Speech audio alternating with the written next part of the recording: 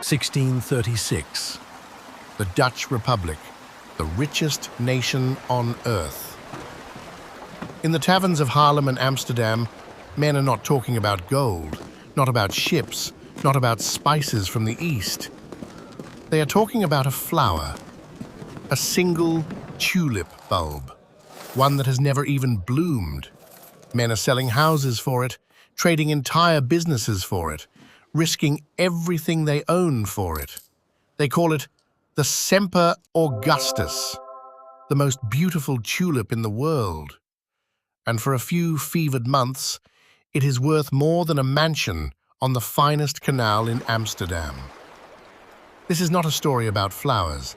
This is a story about what happens when an entire nation decides that beauty can be priced, and that price has no limit. This is the story of the first great speculative mania in history. This is Tulip Mania.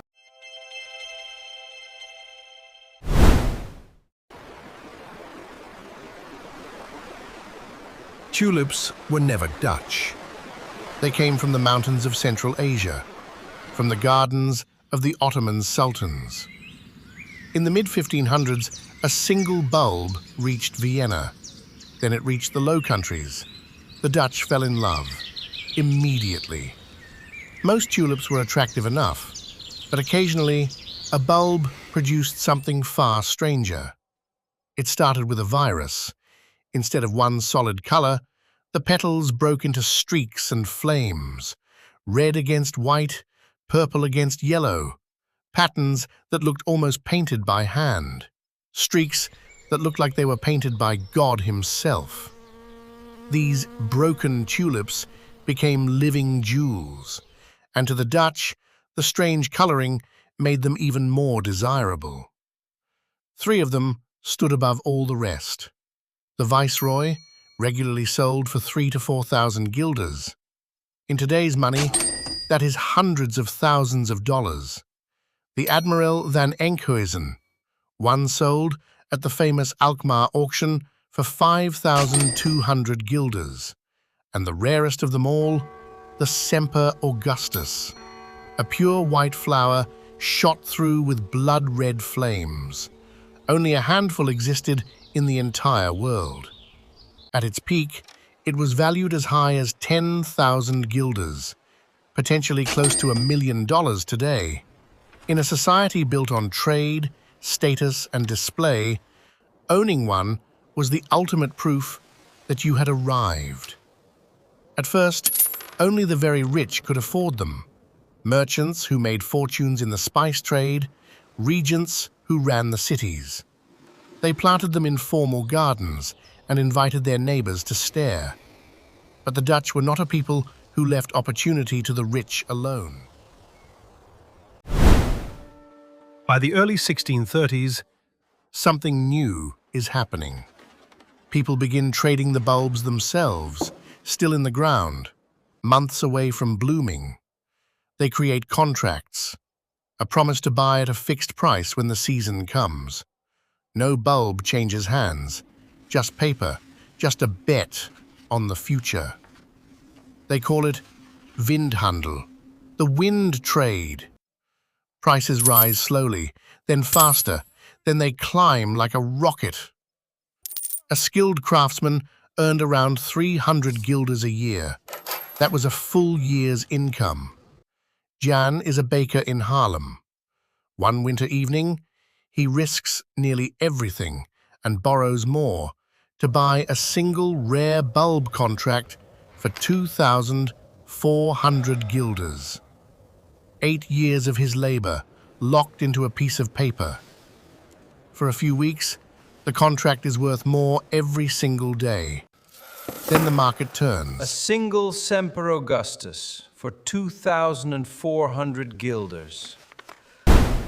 By January 1637, the market is pure frenzy. A viceroy changes hands for goods worth more than 3,000 guilders. Wheat, oxen, pigs, wine, a bed, and a silver cup. Common bulbs that once sold for a few guilders now flip for hundreds in a single night. Some change hands 10 times in one day. No one is buying the flower, they are buying the next buyer. In the countryside, a farmer named Peter sells 2 of his best cows and puts the money into bulb contracts. For a short time, the paper is worth more than his entire farm. He starts talking about expanding the land, maybe never worrying about a bad harvest again. The fever has reached the fields. In the taverns, men who once argued about politics now argue about petal patterns. They trade by candlelight. They trade on credit. They trade on hope. The entire country seems to believe the same thing. The price can only go up. William and Anna, a weaver and his wife, had carefully saved nearly 900 guilders, 3 years of labor.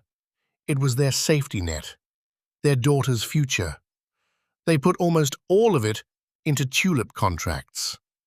When the market collapses, the paper is suddenly worth a fraction of what they paid. They do not lose the house, but the quiet security they spent a decade building disappears in weeks. The bulb has not changed, only the belief surrounding it has changed, and that was enough. What happened in those winter months of 1636 and 1637? Later generations called it the first great speculative bubble, proof that human greed has no natural limit. Tulip Mania revealed something permanent. When people believe prices can only go up, they invent new ways to bet on that belief. Paper promises become more valuable than the real thing, and the moment confidence cracks, the entire structure can vanish almost overnight.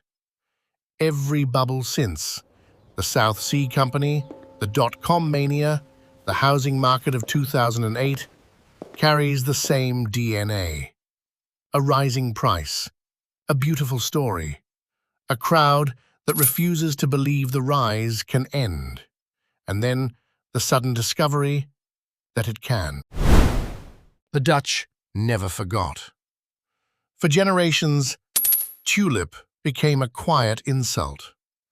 The bulbs are still planted every autumn in the fields of Holland. The flowers still bloom in impossible colors every spring. But the fever that once made a single bulb worth more than a canal mansion has never fully left the human bloodstream. It just changes its name.